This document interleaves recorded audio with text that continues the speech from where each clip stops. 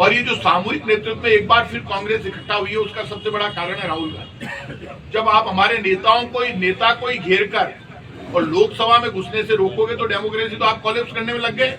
ऐसा कभी हुआ है जब लोकसभा के या विधानसभा के अंदर कुछ हो जाए, मुकदमा दर्ज हो जाए? अब आपने तो अति बार कर दी बीजेपी ने। जो बीजेपी जिस तरह से जुल्म कर रही है, हम कांग्रेस के तमाम लोगों के समझ में आ रही है। सब लोग सामूहिक नेतृत्व में आगे बढ़ेंगे और इसका मतलब ये नहीं है कि कोई एक लीडरशिप से कांग्रेस को मजबूती मिलती है। कांग्रेस तो सभी जाति धर्म के लोगों को लेकर जब इकट्ठा होकर आगे बढ़ती है तब कांग्रेस सक्सेस होती है और वो इस बार आपको नजर आए। प्रताप सिंह, फोटो तो हमारी चुनाव में उतर गई सबकी कि अब वो इतना झगड़ा क्रिएट कर दिया, जो जैसा है नहीं वैसा बोलने लगे। तो बीजेपी के पास तो कोई एजेंडा ही नहीं है। तो संविधान हाथ में लेकर यदि राहुल गांधी देश में लड़ रहा है, उसका फायदा किसको मिलेगा? आफ्टर ऑल फायदा इस देश की डेमोक्रेसी को मिलेगा, देश की जनता को। तो आप बच्चों को यूनिफॉर्म नहीं दे पाए, सरकारी स्कूल के बच्चों को। सरकारी स्कूल के बच्चों को दूध मिलता था, हमने चालू किया था, वो 1 वर्ष से दूध नहीं मिल रहा पीने के लिए। आप जब दूध नहीं दे पा रहे, सरकारी स्कूल के बच्चों को ड्रेस नहीं दे पा रहे, और आप उद्योगपतियों के लिए इतना बड़ी तादाद में व्यवस्था कर रहे हैं खाने पीने की, चाहे वहां उनको स्कॉच की व्यवस्था हो, चाहे और कोई व्यवस्था हो, सब व्यवस्था आपने उनकी कर दी, लेकिन आप गरीब के लिए कोई व्यवस्था नहीं कर रहे। और मैं फिर कह रहा हूं, इन्होंने तो समीक्षा में 1 साल लगा दिया।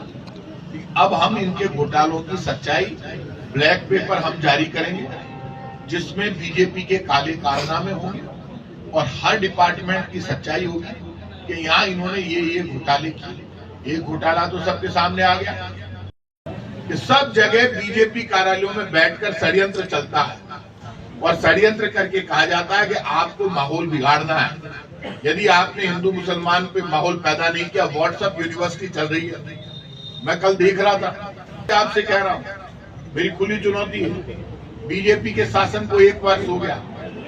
1 वर्ष में बीजेपी को ये बताना चाहिए कि उन्होंने 10 रुपए के टेंडर किए या 10 लाख।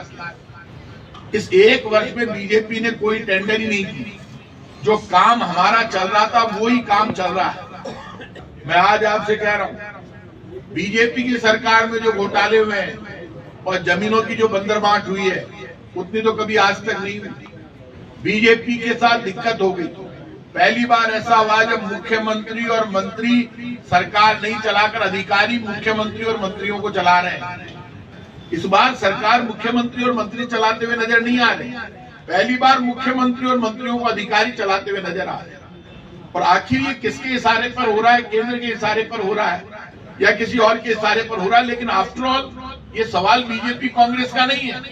ये संकट आ गया संविधान के और लोकतंत्र के सामने कि चुनी हुई सरकारों के मुख्यमंत्री और मंत्री तो कमजोर होने लगे, विधायक की कोई पूछ नहीं हो, और वो लोग सरकार चलाने लगे जिनका काम एमएलए, मंत्री और मुख्यमंत्रियों के आदेश मानना है।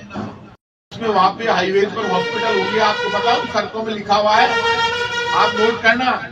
ना तो इनकी कोई एम्बुलेंस वहां पहुंची, ना टोल कंपनियों के कोई हॉस्पिटल दिखेगा आपको, वहां पर कोई एम्बुलेंस आपको नजर आ रही है?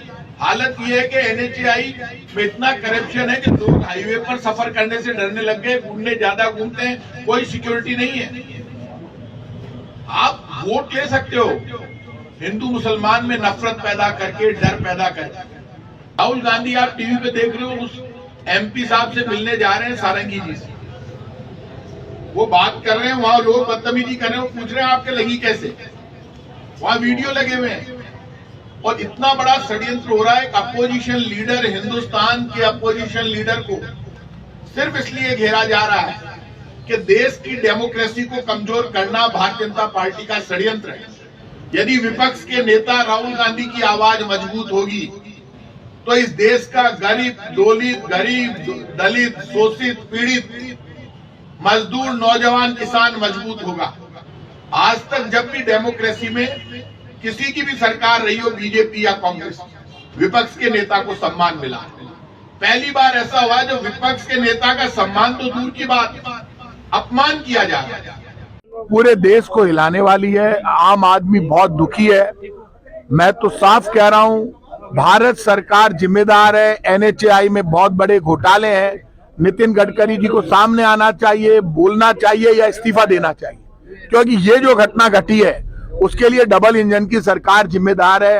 आप टोल कंपनियां खुलेआम लूट मचा रही है, पूरे पुलिया बनाती नहीं है, रोड्स बनाती नहीं है, उससे पहले चालू हो जाते हैं रोड्स, और रोज दुर्घटनाएं हो रही है। ये जो घटना घटी है उसके लिए एनएचएआई का मैनेजमेंट, लोकल प्रशासन, राज्य सरकार और केंद्र की सरकार जिम्मेदार है। 15 लोग जलकर मर चुके हैं और 20 से ज्यादा लोग आईसीयू में 80% जले हुए इलाज करवा रहे हैं। इन सब लोगों को 1 करोड़ रुपए मुआवजा और एक व्यक्ति को, परिवार के व्यक्ति को नौकरी देनी चाहिए।